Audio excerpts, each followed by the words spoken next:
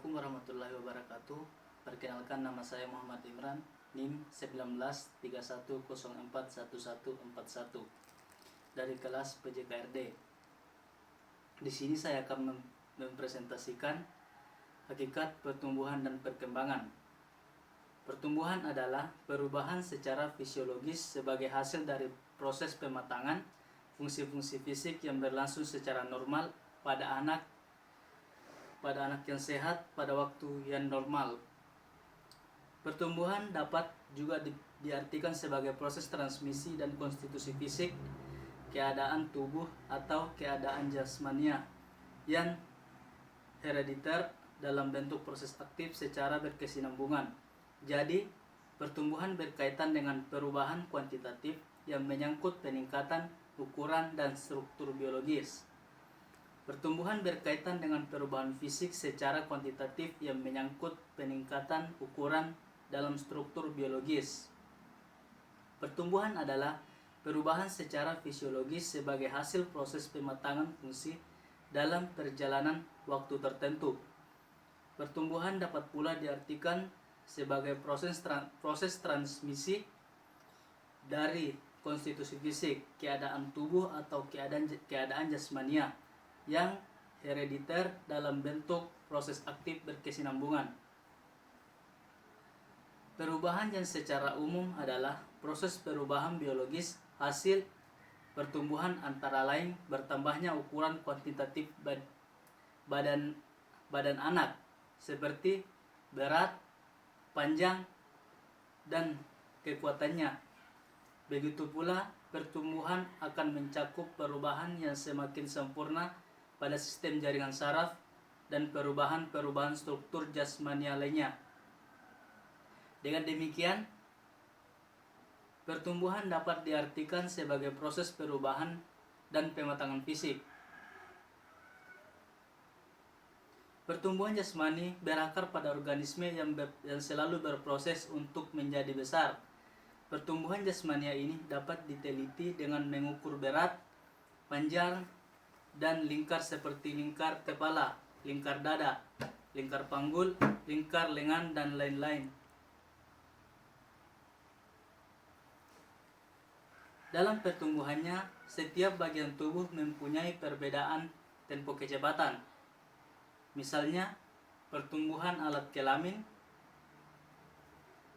berlangsung paling lambat pada masa anak-anak, tetapi mengalami percepatan pada masa pubertas. Sebaliknya, pertumbuhan susunan saraf pusat berlangsung pada akhir masa anak-anak yang berhenti pada masa pubertas. Perkembangan. Secara umum, konsep perkembangan dikemukakan oleh Warner 1957 bahwa perkembangan berjalan dengan prinsip autogenetis.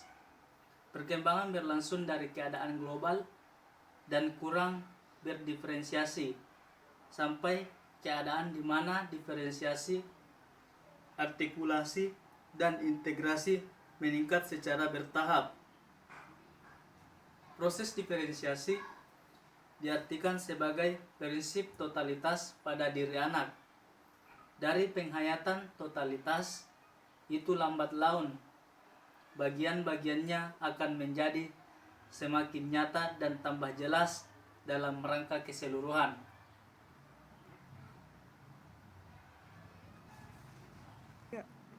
Secara umum, perkembangan adalah suatu proses yang bersifat progresif dan menyebabkan tercapainya kemampuan dan karakteristik psikis yang baru. Perkembangan dapat dicapai karena adanya proses belajar, dan proses belajar hanyalah mungkin berhasil jika ada kematangan. Contohnya, berkembangnya intelek dan daya pikir seseorang yang sejalan dengan pertumbuhan syaraf otaknya. Berkembangnya kemampuan berbahasa. Perkembangan berkaitan dengan pertumbuhan. Berkat adanya pertumbuhan, maka pada saatnya anak akan mencapai kematangan. Kesan dan pesan untuk orang tersayang. adalah kesan. Pada saat ini saya akan mengucapkan terima kasih kepada semua yang telah mendidik saya hingga saat ini, terutama untuk kedua orang tua saya yang telah mendidik saya menjadi lebih baik. Berjuang banting tulang untuk membiayai sekolah saya. Terima kasih atas dukungan Bapak dan Ibu selama ini. Selama saya sekolah. Harapan saya ke depannya saya dapat berubah. Tidak ada manusia yang sangat mencintai kita hingga saat ini kecuali kedua orang tua kita sendiri. Doakan secepatnya, semoga lelah kalian cepat terganti dengan kesuksesan kami, anakmu.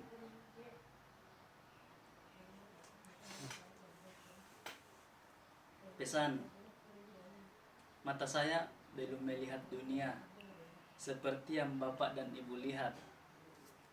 Tolong izinkan kami menjelajahinya secara aman. Jangan memberikan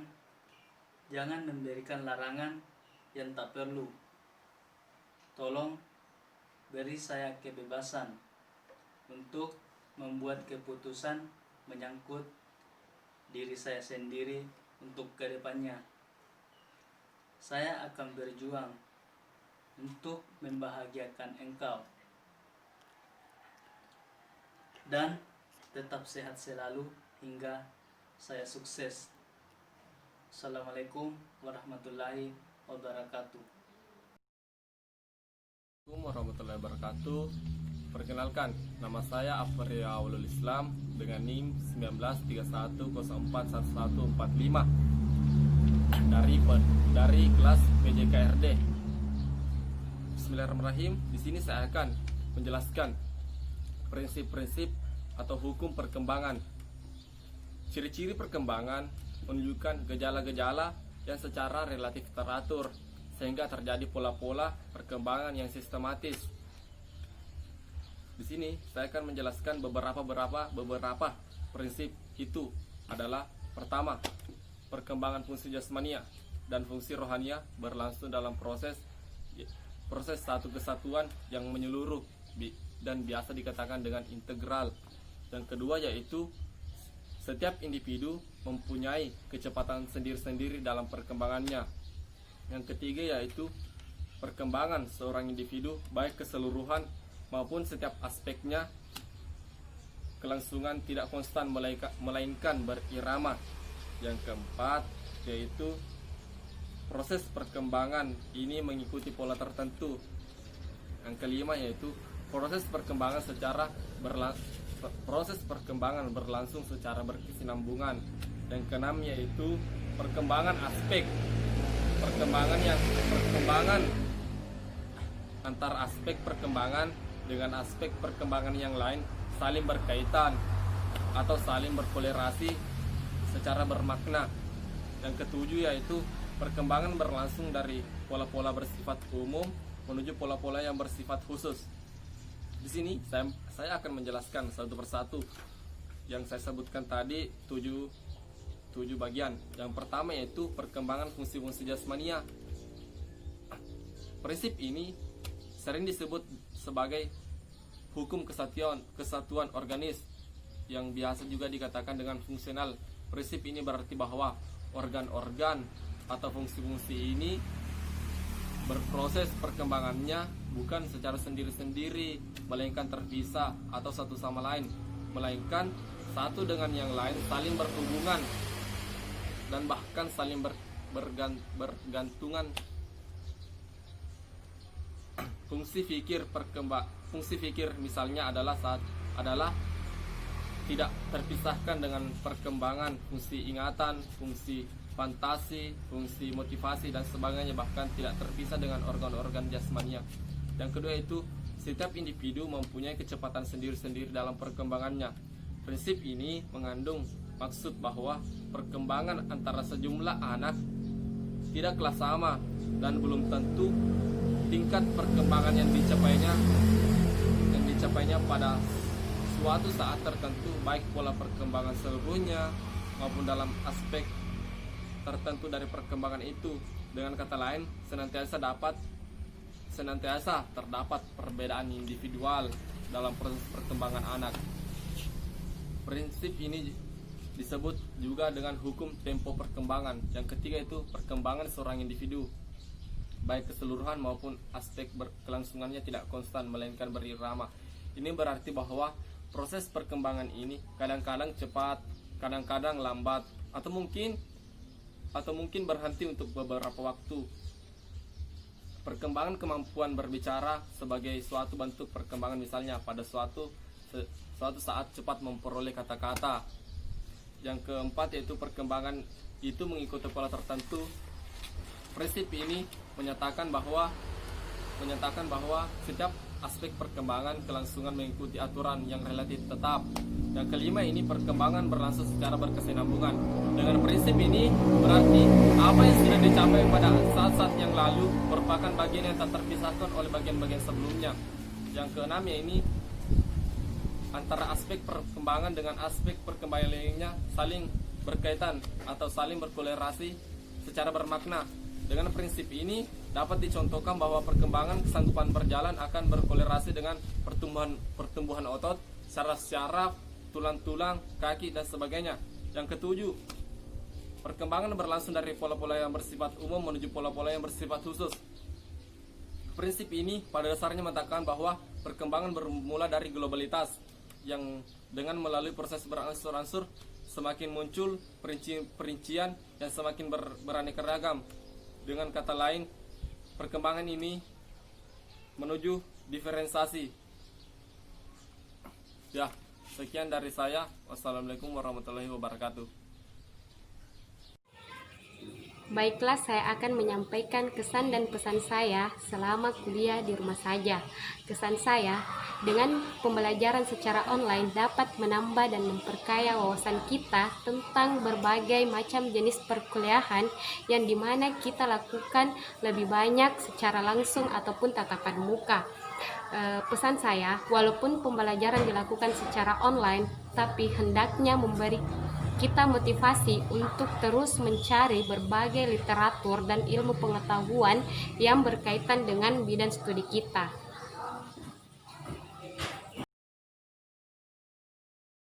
Bismillahirrahmanirrahim. Assalamualaikum warahmatullahi wabarakatuh. Nama saya Rahmat Abdul Sadi dari kelas D, NIM 1931041147. Di sini saya akan mempresentasikan materi dari individu dan aspek perkembangan. Setiap individu pada hakikatnya akan mengalami pertumbuhan fisik dan perkembangan non-fisik, dan pengertian individu sendiri adalah manusia yang berkedudukan sebagai pribadi yang utuh, pilah, tunggal, dan khas. Ia sebagai subjek yang merupakan satu kesatuan fisik dengan berbagai kemampuannya untuk berhubungan dengan lingkungan, dengan sesama, dan dengan Tuhan yang menciptakannya.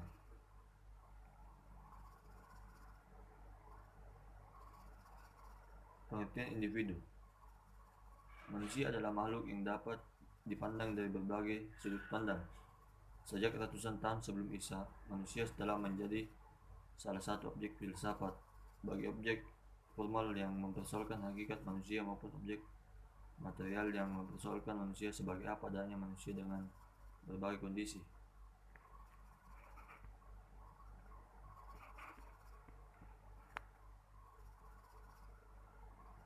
Sebagaimana dikenal adanya manusia sebagai makhluk berpikir atau Homo sapiens, makhluk yang berbuat atau Homo faber, makhluk yang dapat dididik atau Homo educandum, dan seterusnya, merupakan pandangan-pandangan tentang manusia yang dapat digunakan untuk menetapkan cara pendekatan yang akan dilakukan terhadap manusia tersebut.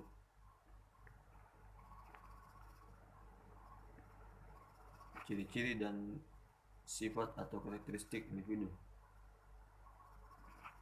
Manusia mempunyai sifat kodrati yang seimbang antar berbagai segi, yaitu antar segi individual, sosial, jasmani dan rohani, dunia dan akhirat. Keseimbangan tersebut menggambarkan keselarasan hubungan antara manusia dengan dirinya, manusia dengan sesama manusia, dan manusia dengan Tuhan. Dengan demikian, manusia yang kedudukannya seperti peserta didik haruslah mendapatkan manusia sebagai pribadi yang utuh.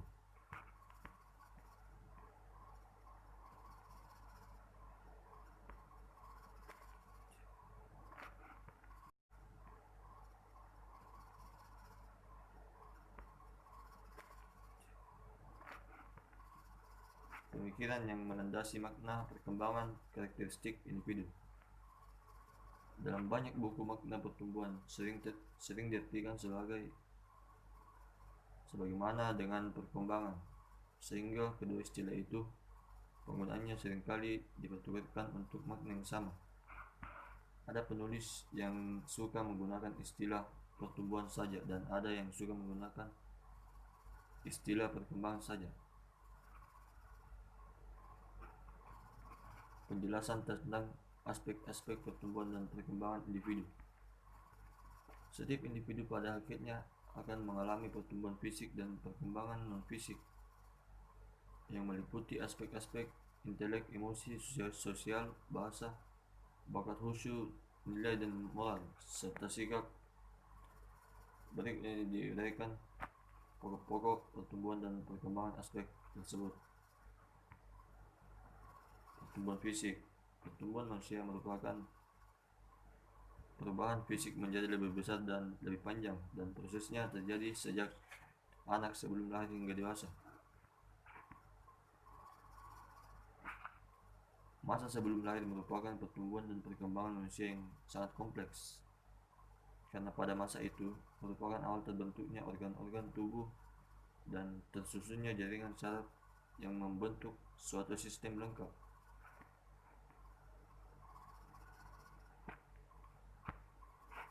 Intelek atau pikir perkembangan sejalan dengan pertumbuhan saraf otak, karena berpikir pada dasarnya menunjukkan fungsi otak. Maka kemampuan intelektual yang lazim disebut dengan istilah lain kemampuan berpikir, dipengaruhi oleh kematangan otak yang mampu menunjukkan fungsinya secara baik.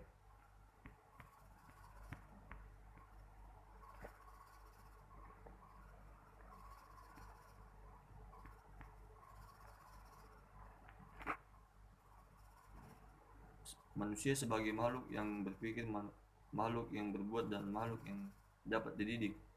Berbagai pandangan telah membuktikan bahwa manusia adalah makhluk yang kompleks.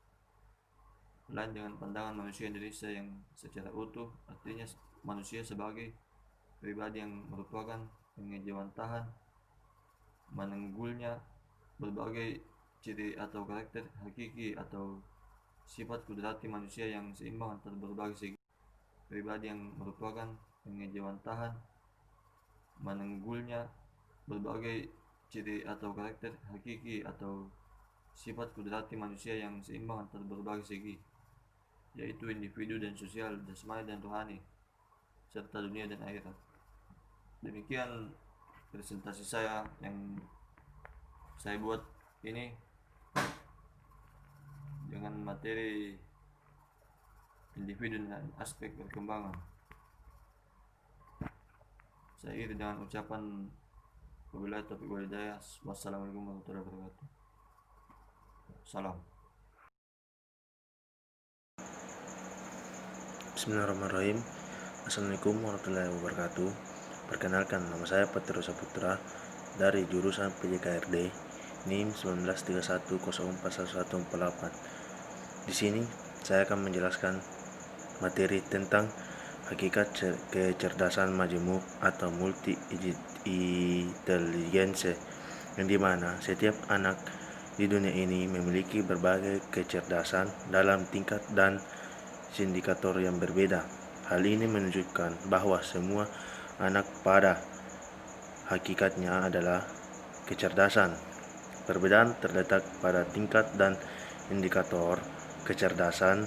Perbedaan tersebut ditentukan oleh berbagai faktor. Salah satu adalah rangsangan yang diberikan pada anak masih berusia dini. Perbedaan kecerdasan di antara anak didik menentuk cara berpikir, pendidikan yang adil dan eksistensialis. Oleh sebab itu, pendidikan perlu bertanya pada diri sendiri berkaitan dengan kecerdasan anak didiknya. Pertanyaan yang dapat ditimbulkan pada diri pendidik antara lain adalah apakah ketika anak tidak mengikuti instruksi ia tidak cerdas? Apakah pendidikan telah menggunakan cara berpikir yang benar saat mengajar anak didik? Apakah instruksi yang diberikan oleh pendidik telah sesuai dengan usia dan kecenderungan anak?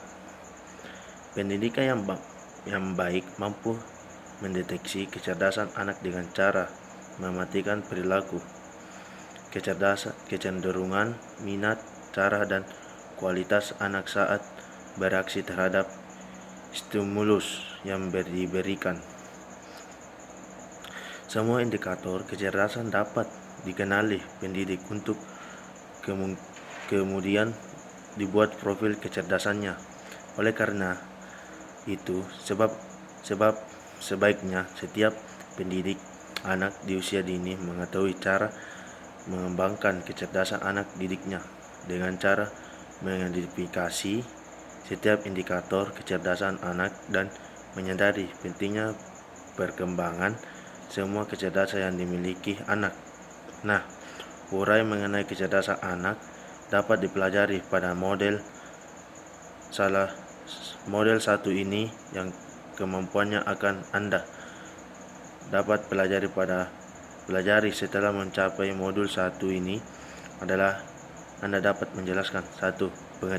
Pengertian kecerdasan menurut pandangan multi inteligensi atau kecenderungan majemuk.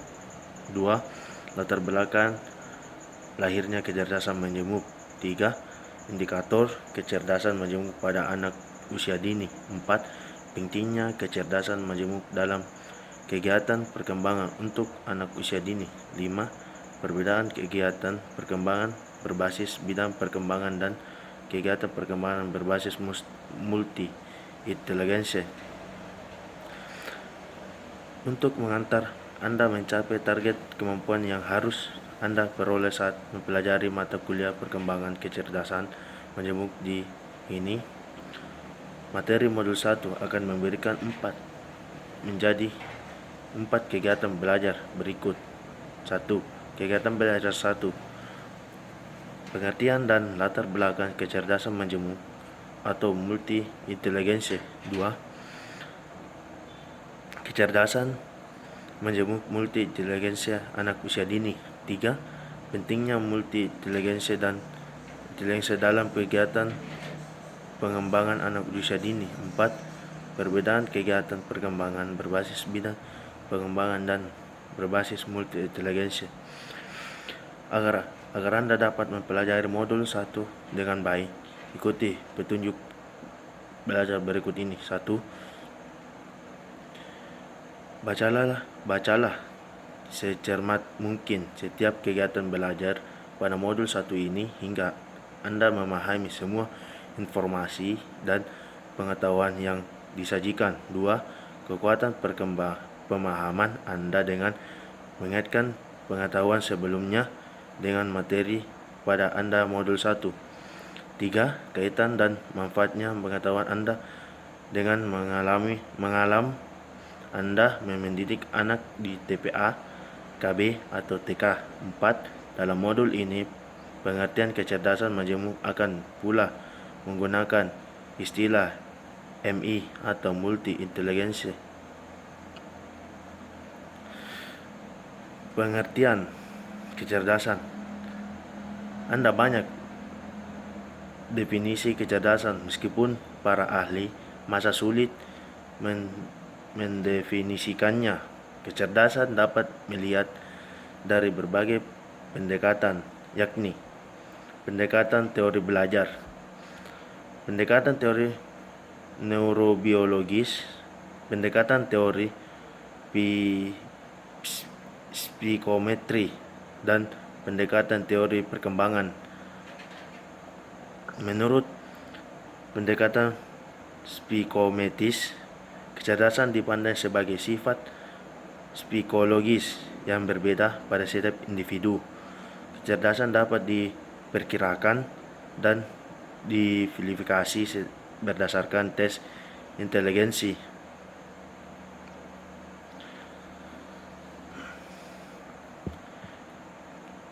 Keluh kesah orang tua dan mahasiswa.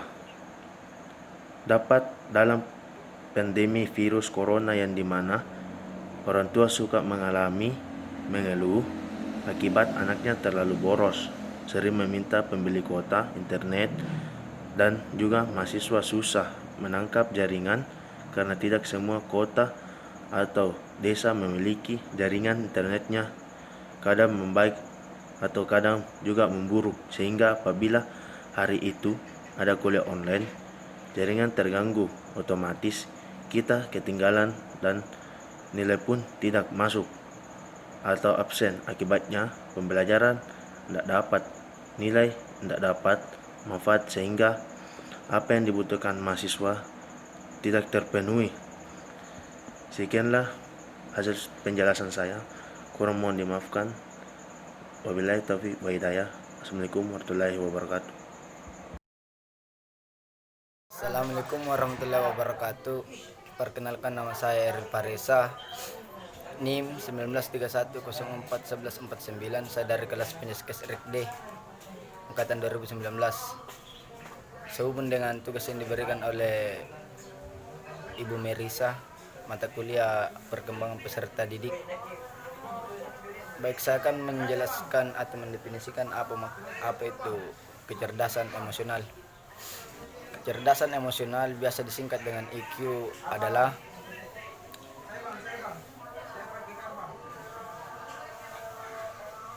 kemampuan seseorang untuk menerima, menilai, mengelola, serta mengontrol emosi dirinya dan orang lain di sekitarnya. Dalam hal ini, emosi mengacu pada perasaan terhadap informasi akan suatu hubungan, sedangkan kecerdasan intelijen mengacu pada kapasitas untuk memberikan alasan yang valid akan suatu hubungan. Kecerdasan emosional yang biasa disingkat dengan IQ belakangan ini dinilai tidak kalah penting dengan kecerdasan intelektual yang disingkat dengan IQ. Sebuah penelitian mengungkapkan bahwa kecerdasan emosional 2 kali lebih penting daripada kecerdasan intelektual dalam memberikan kontribusi terhadap kesuksesan seseorang. Baik, dalam hal ini salah satu tokoh dunia yang mendefinisikan bahwa kecerdasan emosional itu terdapat 5 pokok utama, yang dimana didefinisikan oleh Howard Gardner pada tahun 1983. Terdapat 5 pokok utama dari kecerdasan emosional seseorang, yakni mampu menyadari dan mengelola emosi diri sendiri. Yang kedua, memiliki kepekaan terhadap emosi orang lain, mampu merespon dan bernegosiasi dengan orang lain secara emosional, serta dapat menggunakan emosi sebagai alat untuk memotivasi diri. Sehubung dengan kecerdasan emosi ini juga tak kalah pentingnya bagi kehidupan sehari-hari. Kita harus melatih juga kecerdasan emosional kita yang disingkat dengan IQ. Intelligence quotient atau disingkat dengan IQ kerap dianggap sebagai penentu utama kesuksesan seseorang. Menurut Rosario Olian dari RMIT University pernah menulis EQ versus IQ. What's the perfect management mix, yang dimuat di Conversation mengatakan bahwa orang dengan IQ tinggi cenderung menjadi pemecah masalah yang baik. Mereka juga pintar menemukan solusi terbaik ketika dihadapkan pada sebuah situasi baru. Ketika seseorang di mana dengan IQ tinggi juga memiliki tingkat pengetahuan yang tinggi, yang dapat diperoleh dari pengalaman serta kualifikasi pendidikan formal, maka mereka cenderung memiliki berbagai keterampilan ungkap hulian. Atas dasar inilah, orang yang memiliki IQ tinggi sering dianggap cocok menjadi pemimpin. Namun, belakangan ini pembicaraan tentang kecerdasan emosional juga mengemuka. Intinya menunjukkan bahwa inteligensia saja tak cukup. Anda harus pandai mengelola emosi dengan baik. Sebuah studi berjudul It Pays to Have an Eye for Emotions, Emotion Recognition Ability Indirectly Predicts Annual Income, yang dilakukan oleh Tassilo Moom, menunjukkan bahwa tingkat emotion recognition ability dalam atau disingkat dengan ERA seseorang berhubungan secara tak langsung dengan penghasilan mereka setiap tahun. Kemampuan emosional memungkinkan seseorang tidak hanya memproses hal-hal yang syarat dengan muatan informasi secara efektif, namun mereka juga menggunakan informasi tersebut untuk mengatur dunia sosial organisasi untuk mendapatkan kemakmuran, tulis salah seorang Tassilo Moom. Lalu kita lanjut, apa yang dimaksud dengan kecerdasan emosional? John D. Mayer dari University of New Hampshire menyampaikan bahwa kecerdasan emosional merupakan kemampuan untuk memikirkan dan menggunakan emosi untuk meningkatkan kemampuan berpikir.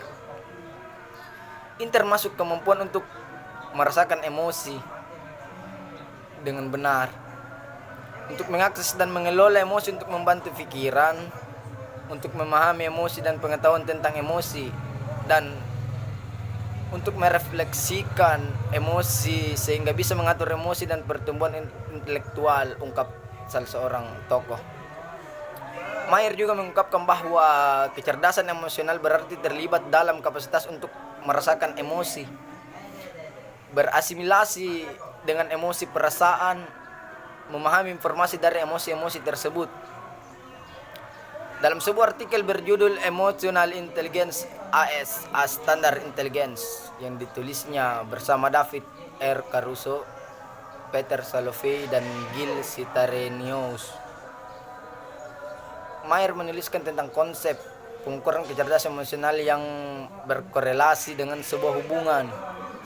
Ketika hubungan seseorang di mana dengan orang lain atau objek berubah, pahamilah emosi orang atau objek tersebut. Apakah orang yang dipandang sebagai ancaman yang ditakuti atau sebuah objek yang disukai, tutur Mayer. Kecerdasan emosional mengacu pada kemampuan untuk mengenali makna-makna emosi dan hubungan-hubungannya, serta menggunakannya sebagai dasar penalaran dan pemecahan masalah. Oleh karena itu, emosi digunakan untuk meningkatkan aktivitas kognitif.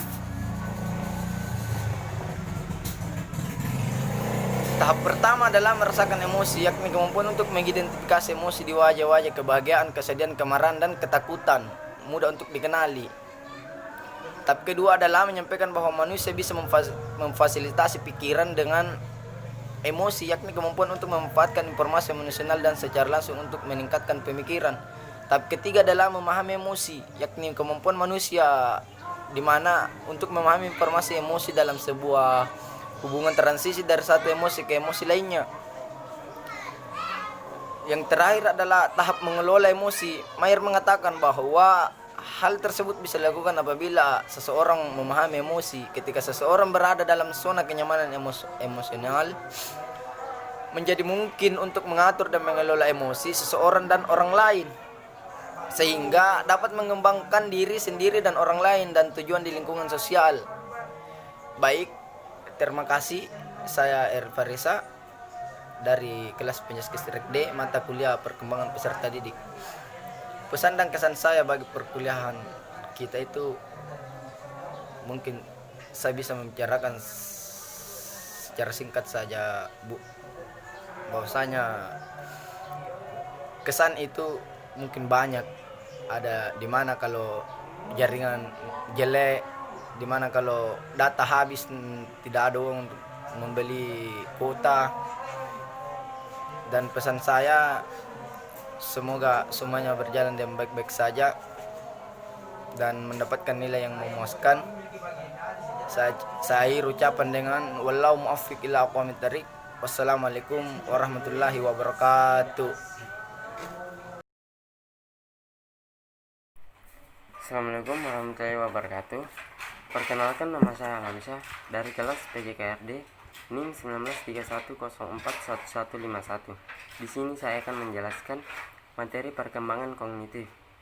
Perkembangan kognitif adalah salah satu ranah dalam taksonomi pendidikan secara umum. Kognitif diartikan potensi intelektual yang terdiri dari tahap pengetahuan, pemahaman, penerapan, analisa, dan sintesa, dan evaluasi. Ranah kognitif adalah ranah yang mencakup kegiatan mental atau otak. Kognitif berarti persoalan yang menyangkut kemampuan untuk mengembangkan kemampuan rasional atau akal. Teori kognitif lebih menekankan bagaimana proses atau upaya untuk mengoptimalkan kemampuan aspek rasional yang dimiliki oleh orang lain. Oleh sebab itu, kognitif berbeda dengan teori behavioristik yang lebih menekankan pada aspek kemampuan perilaku yang diwujudkan dengan cara kemampuan merespon terhadap stimulus yang datang kepada dirinya. Dalam kehidupan sehari-hari, kita sering mendengar kata kognitif dari aspek tenaga pendidik. Misalnya, seorang guru harus memiliki kemampuan mengajar, seperti penguasaan materi pelajaran, pengetahuan mengenai cara mengajar, dan pengetahuan cara menilai siswa dan sebagainya.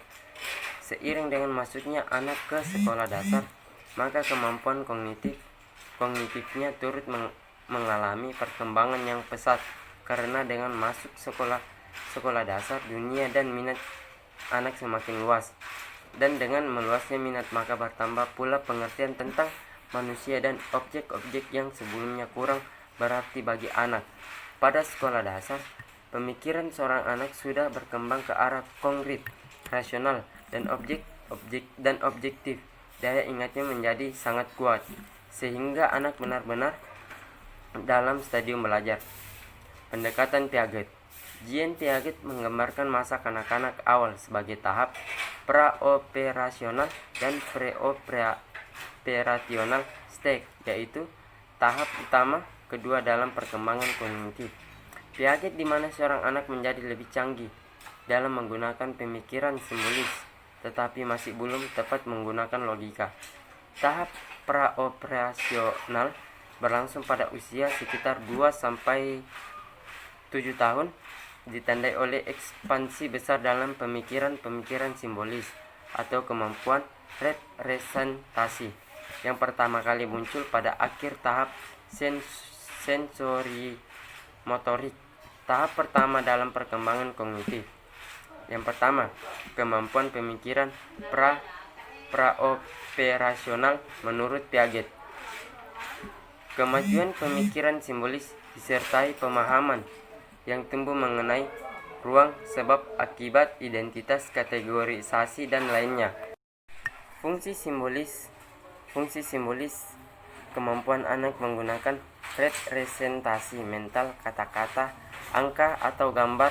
Tanpa simbol individu tidak dapat berkomunikasi secara verbal, membuat perubahan, membaca peta, atau mengenai foto-foto yang disayangi dari kejauhan.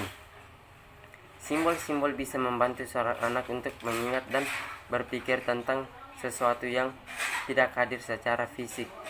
Pengguna simbol bagi anak pada tahap ini tampak dalam 5 gejala berikut. Yang pertama, imitasi tidak langsung. Anak mulai dapat menggambarkan sesuatu yang dialami atau dilihat, yang sekarang bendanya sudah tidak ada lagi. Yang kedua, permainan simbolis. Sifat permainan simbolis ini juga imitatif, yaitu anak mencoba meniru kejadian yang pernah dialami. Contohnya, anak perempuan yang bermain dengan boneka, bermain sepak bola, dan lain-lainnya. Dan yang ketiga, menggambar. Pada tahap ini merupakan jembatan antara permainan simbolis dengan menggambar mental, Yang keempat, gambar mental merupakan penggambar secara pemikiran atau suatu objek pengalaman yang lampau. Gambaran mental anak pada tahap ini kebanyakan statis. Anak masih mempunyai kesalahan yang sistematis dalam menggambarkan kembali gerakan atau transformasi yang ia amati. Itulah tadi materi tentang perkembangan kognitif. Assalamualaikum warahmatullahi wabarakatuh. Assalamualaikum warahmatullahi wabarakatuh. Perkenalkan, nama saya Jessica. Saya adalah salah satu teman dekat Alamsyah. Saya ingin menyampaikan pesan dan kesan untuk Alamsyah agar dia lebih baik lagi dalam mengikuti perkuliahan di Universitas Negeri Makassar. Yang ingin saya sampaikan yaitu, rajinlah belajar, kerjakan tugas yang diberikan oleh dosen, dengarkan arahan yang diberikan oleh dosen. Jika kita diberikan kritikan atau masukan oleh dosen, jadikan sebagai pelajaran untuk lebih baik ke depannya. Jika kita mengalami masalah dalam perkuliahan, jangan pernah menyerah dan selalu bersifat atau berperilaku optimis, jangan pesimis. Jika kamu berpikir untuk menyerah, pikirlah orang tuamu, pikirlah dia yang membiayaimu kuliah selama ini. Jika engkau memikirkan orang tuamu, maka kamu akan selalu bersifat atau selalu bersemangat untuk menjalani perkuliahanmu, karena kamu rasa ada hal yang ingin kamu capai dan ada yang ingin kamu banggakan, yaitu kedua orang tuamu. Saya juga ingin berpesan, jaga kesehatanmu, atur pola makan dan olahragamu, istirahat yang cukup, jangan pernah berpikiran negatif, selalu berpikiran positif. Insya Allah, jika kita selalu berpikiran positif, Allah akan membantu kita lebih baik ke depannya. Mungkin itu saja yang bisa saya sampaikan. Kurang dan lebihnya mohon dimaafkan. Wabillahi taufiq wal hidayah. Wassalamualaikum warahmatullahi wabarakatuh. Bismillahirrahmanirrahim. Assalamualaikum warahmatullahi wabarakatuh. Perkenalkan, nama saya Muhammad Taufik Dajabar, jurusan Pendidikan Jasmani Kesehatan dan Rekreasi, Fakultas Ilmu Keolahragaan. NIM saya 1931041152. Alhamdulillah rabbil alamin wa binasta'ala umurud dunya wa hadin wa alihi wa sahbihi ajmain, amma ba'd. Baik, pada kesempatan kali ini saya akan memberikan satu materi, yaitu perkembangan bahasa.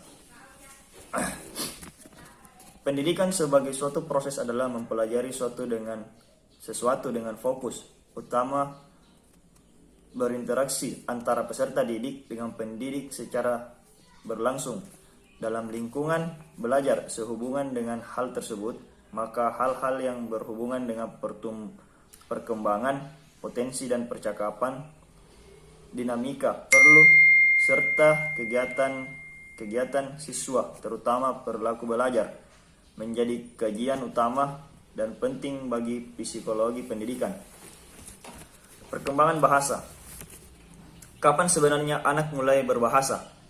Karena berbahasa mencakup komprehensi maupun produksi, maka sebenarnya anak sudah mulai berbahasa sebelum dia dilahirkan. Melalui saluran intrauterin, anak telah terekspos pada bahasa manusia waktu dia masih janin. Kata-kata dari ibunya tiap hari dia dengar secara biologis. Kata-kata itu masuk ke janin. Kata-kata ibunya ini merupakan tertanam pada janin anak. Itulah salah satu sebabnya mengapa dimanapun juga anak selalu lebih dekat pada ibunya daripada ayahnya. Seorang anak yang menangis akan berhenti menangis bila digendong ibunya.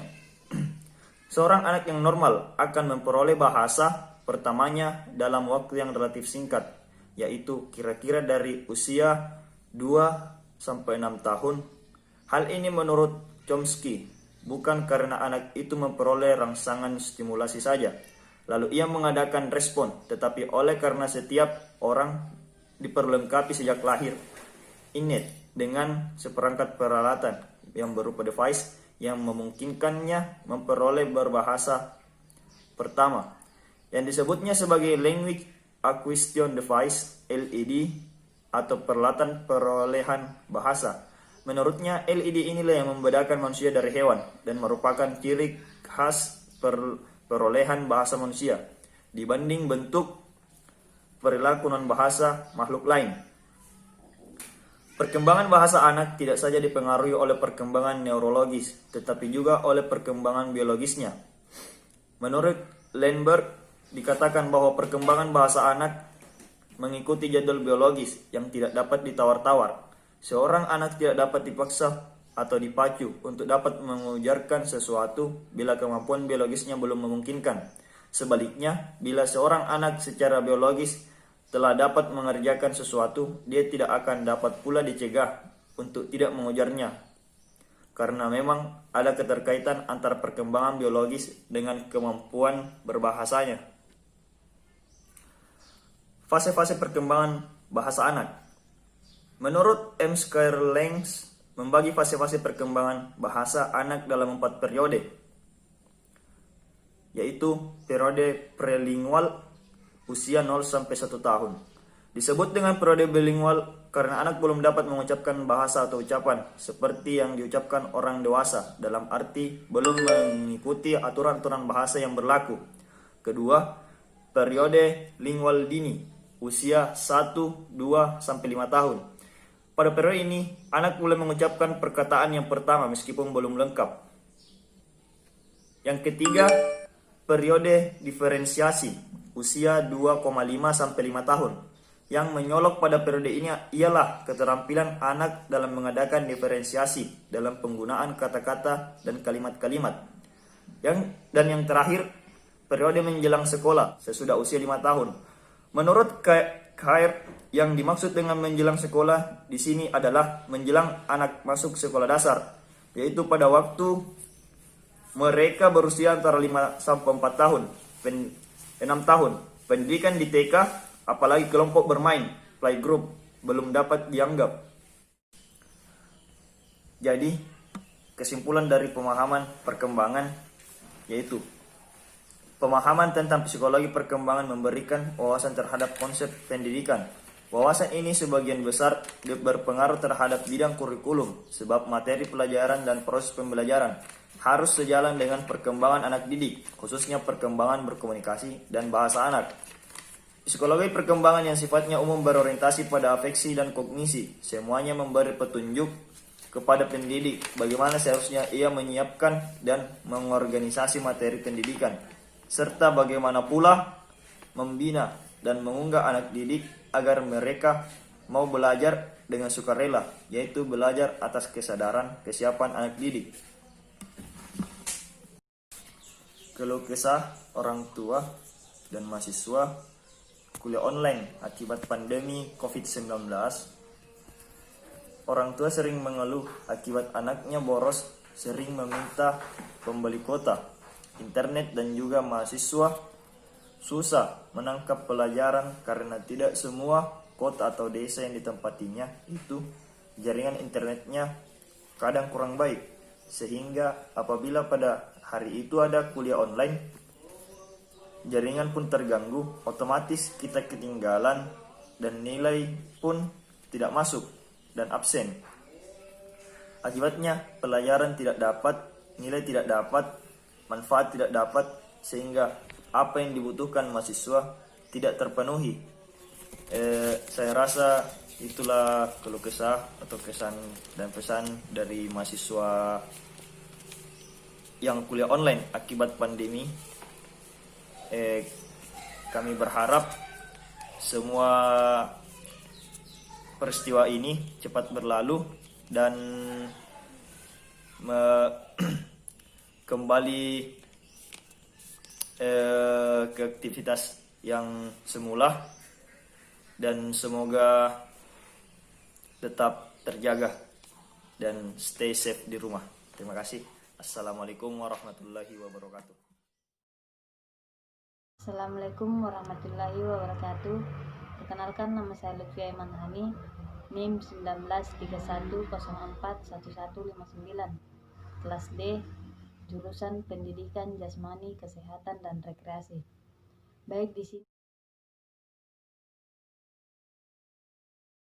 Sini saya akan menjelaskan materi perkembangan moral dan spiritual. Moral merupakan tingkah laku manusia yang berdasarkan atas baik buruknya dengan landasan nilai dan norma yang berlaku di lingkungan masyarakat.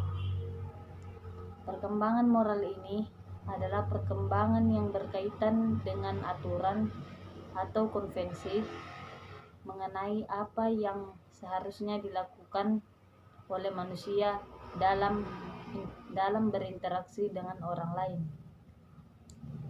Adapun spiritual adalah cita rasa totalitas ke dalam pribadi manusia. Spiritual juga memiliki aspek yang lebih banyak melibatkan lubuk hati, ria getaran hati nurani pribadi manusia. Spiritual juga memiliki banyak ruang lingkup dengan makna pribadi yang luas.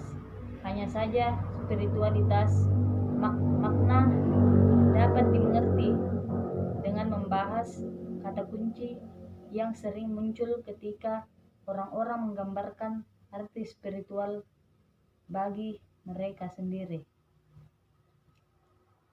Baik, di sini saya akan menyebutkan 7 faktor yang mempengaruhi perkembangan moral dan spiritual peserta didik.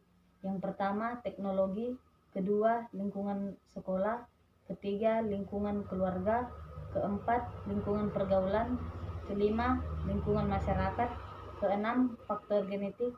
Dan terakhir, ketujuh, yaitu tingkat penalaran. Adapun strategi yang dilakukan oleh guru dalam penanaman moral peserta didik.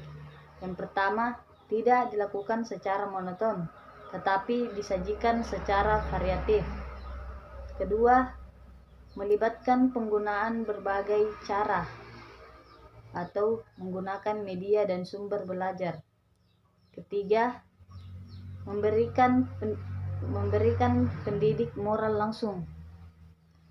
Keempat, memberikan pendekatan moral melalui pendekatan klarifikasi nilai. Adapun strategi spiritual yang dilakukan oleh guru.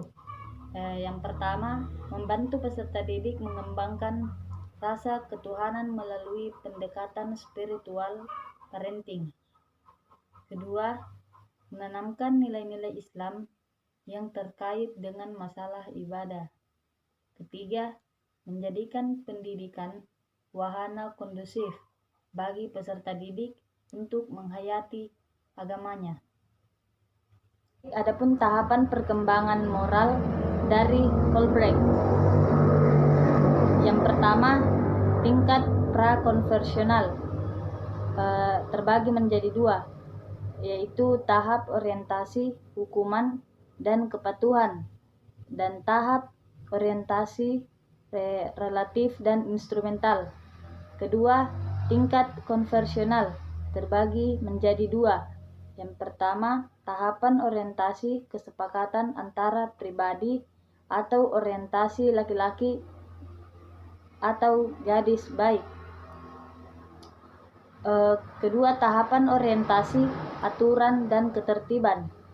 Ketiga, tingkat pasca konversional terbagi juga menjadi 2. Yang pertama, tahap orientasi kontak sosial dan tahap orientasi prinsip etika universal.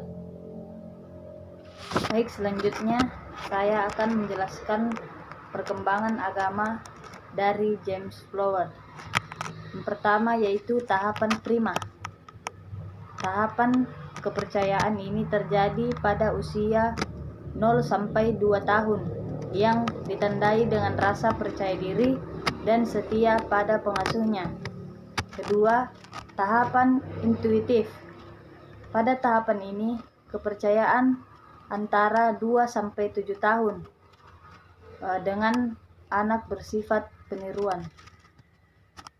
Ketiga, tahapan metik.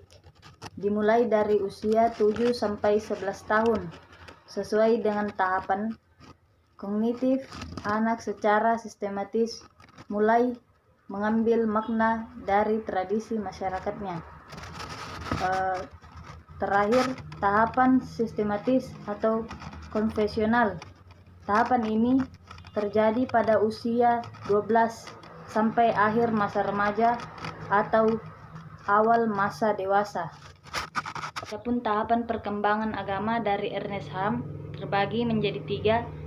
Pertama, tahapan induatif. Tahapan ini terjadi pada usia 19 tahun atau pada masa dewasa awal. Kedua, tahapan konjuktif atau tahapan yang dimulai pada usia 30 tahun sampai masa dewasa akhir. Ketiga, tahapan universal atau tahapan yang berkembang pada masa usia lanjut. Baik, itulah tadi paparan materi yang dapat saya sampaikan. Kurang lebihnya mohon dimaafkan. Assalamualaikum warahmatullahi wabarakatuh.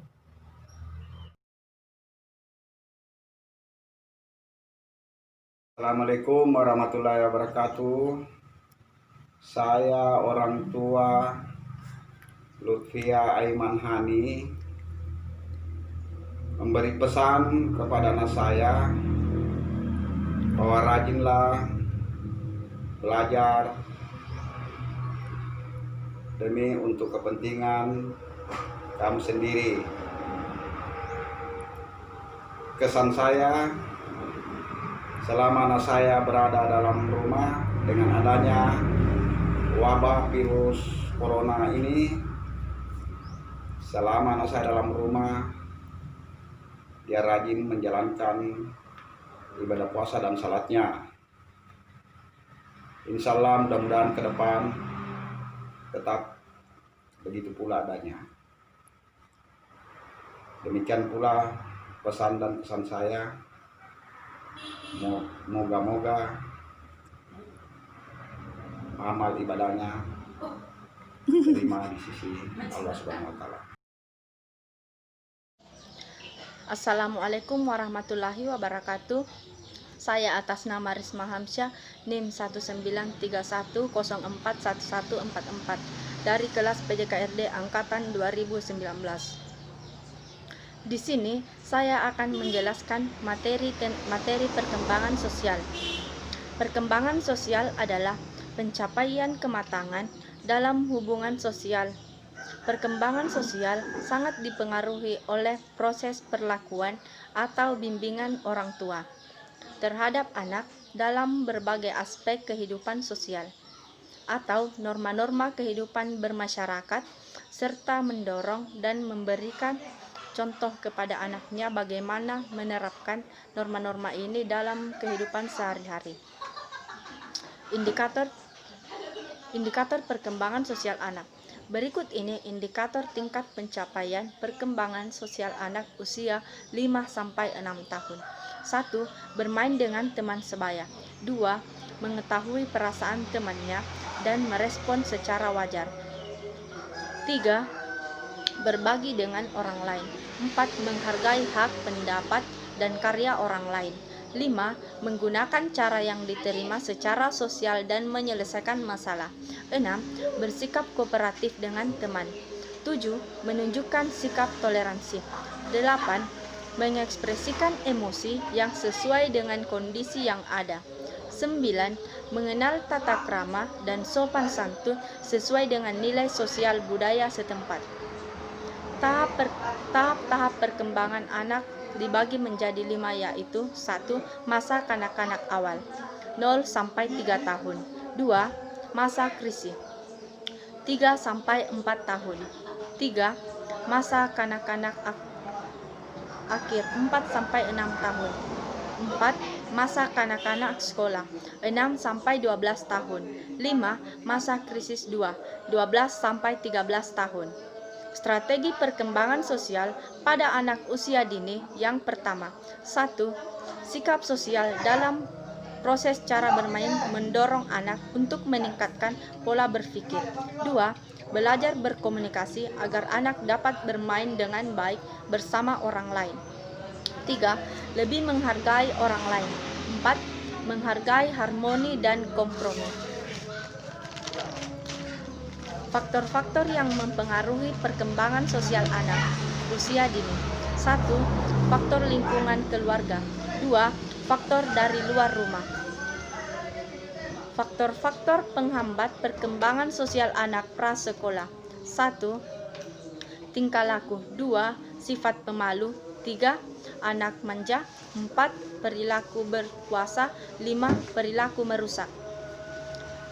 Pengertian permainan. Definisi bermain adalah usaha dini yang sangat bermanfaat bagi pendekatan dan perkembangan motivasi, kinerja dan prestasi dalam melaksanakan tugas kepentingan organisasi yang lebih baik.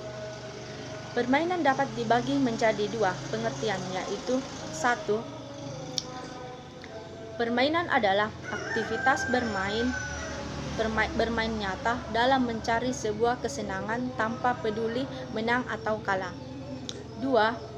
Permainan dapat diartikan sebagai aktivitas bermain yang dilakukan dengan tujuan mencari kesenangan dan kepuasan. Pengertian permainan outbound. Permainan outbound adalah cara menguji diri sendiri dalam suasana menyenangkan dan tempat penuh tantangan yang dapat menggali dan mengembangkan potensi. Tujuan permainan outbound memiliki macam-macam bentuk yang disesuaikan dengan subjek ataupun objeknya, serta digunakan untuk siapa dan apa sasarannya. Manfaat permainan outbound. Yang pertama, meningkatkan keberanian saat berpendapat maupun bertindak. 2. Membentuk pola pikir yang kreatif. 3. Menambahkan pengalaman hidup seseorang dalam sebuah pendewasaan diri. 4. Mengarah kemampuan bersosialisasi. Hubungan permainan outbound terhadap perkembangan sosial anak. Perkembangan sosial merupakan pencapaian kematangan dalam hubungan sosial. Perkembangan sosial anak sangat dipengaruhi oleh proses perlakuan atau bimbingan orang tua terhadap anak dalam berbagai aspek kehidupan sosial. Inilah materi yang dapat saya jelaskan, lebih dan kurangnya mohon dimaafkan. Wassalamualaikum warahmatullahi wabarakatuh.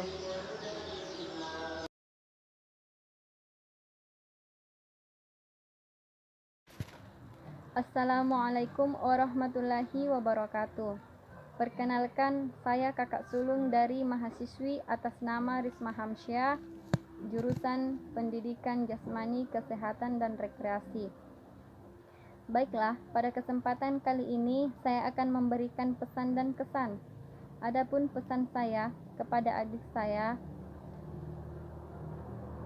harap Risma Hamsyah tetap rajin belajar, rajin dalam menuntut ilmu, hargai waktu yang ada, hargai kesempatan yang ada sekarang ini, dan jadikanlah proses pembelajaran ini bisa berbuah kebaikan, bisa berbuah bekal dan berguna untuk orang yang ada di sekitar kita, dan bisa menjadi kebanggaan orang tua. Kesan saya, meskipun dalam situasi sekarang ini, yaitu adanya pandemi COVID-19,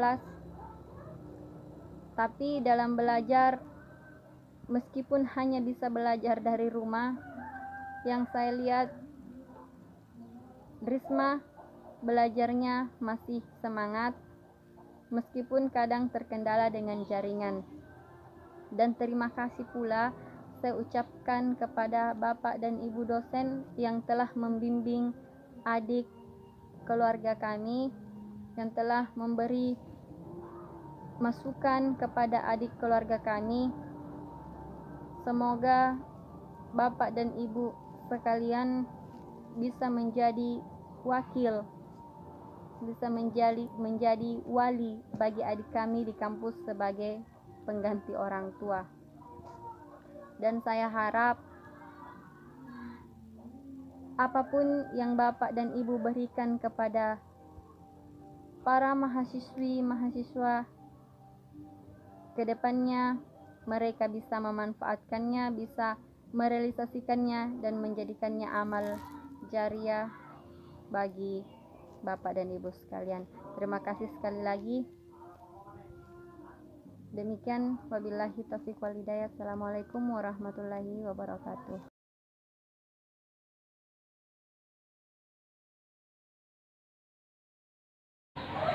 Assalamualaikum warahmatullahi wabarakatuh. Perkenalkan, nama saya Finka WRC, NIM 1931041150. Kelas D. Saya akan menjelaskan tugas-tugas perkembangan. Menurut Hafid, tugas perkembangan adalah tugas-tugas yang harus diselesaikan individu pada fase-fase atau periode kehidupan. Dan apabila berhasil mencapainya, mereka akan berbahagia. Tetapi sebaliknya, apabila mereka gagal, akan kecewa dan dicela orang tua dan masyarakat, dan perkembangan selanjutnya juga akan mengalami kesulitan. Adapun yang menjadi sumber daripada tugas-tugas perkembangan tersebut menurut Hafid adalah kematangan fisik, tentukan masyarakat atau budaya, dan nilai-nilai dan aspirasi individu. Berbagi tugas-tugas perkembangan untuk masing-masing fase dari sejak masa bayi sampai usia lanjut dikemukakan oleh Hafid. 1. Masa bayi dan anak-anak. Belajar berjalan, belajar berbicara, belajar mengenali pembuangan kotoran pada tubuh, mencapai stabilitas psikologi, membentuk pengertian sederhana tentang karakter fisik dan sosial, belajar kontak perasaan dengan orang tua, keluarga, dan orang lain.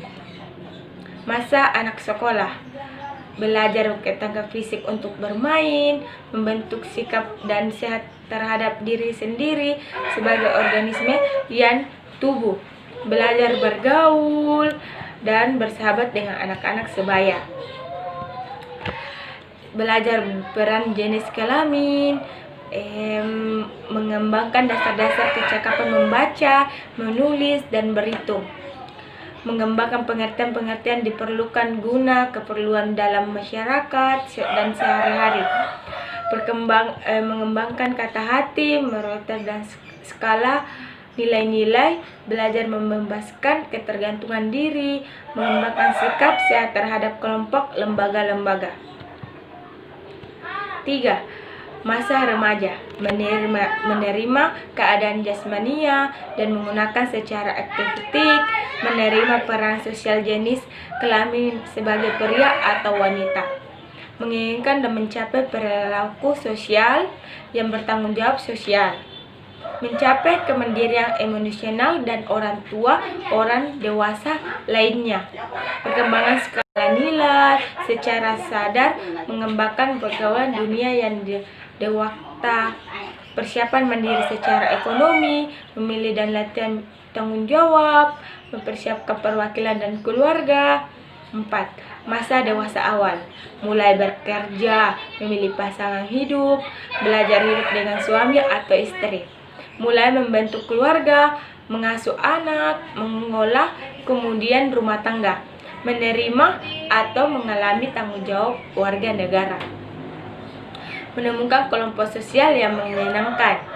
5. Masa usia mania atau masa dewasa mania, menerima dan menyesuaikan diri terhadap perubahan fisik-fisik fisiologis, menghubungkan diri sendiri dengan pasangan sebagai individu, membantu anak-anak remaja belajar menjadi orang dewasa yang bertanggung jawab, berbahagia, mencapai dan mempertahankan prestasi yang memuaskan dalam karir pekerjaan, mengembangkan kegiatan-kegiatan pengisi waktu senggahan yang dewasa, mencapai tanggung jawab sosial dan warga negara secara penuh. Ya, itu tadi tugas-tugas perkembangan menurut Hafid. Kurang lebihnya mohon maaf. Assalamualaikum warahmatullahi wabarakatuh. Halo, saya Dian, sahabatnya Vinka. Saya bersahabat sama Vinka itu sejak 3 tahun terakhir. Kesan saya selama bersahabat dengan dia itu orangnya baik, tegas, care, dan dia itu selalu menyempatkan waktu untuk quality time bersama sahabat-sahabatnya, menghabiskan waktu makan bareng, liburan bareng, dan kerja tugas bareng walaupun beda universitas, dan bisa dijadikan tempat curhat yang baik. Sekian. Dan selama quarantine atau physical distancing yang melarang kita untuk keluar rumah, kita selalu menjalin silaturahmi secara virtual melalui WhatsApp, video call bersama sahabat-sahabat lainnya, dan waktu lebaran kita menyempatkan waktu kumpul-kumpul bareng dan tetap mengikuti aturan pemerintah.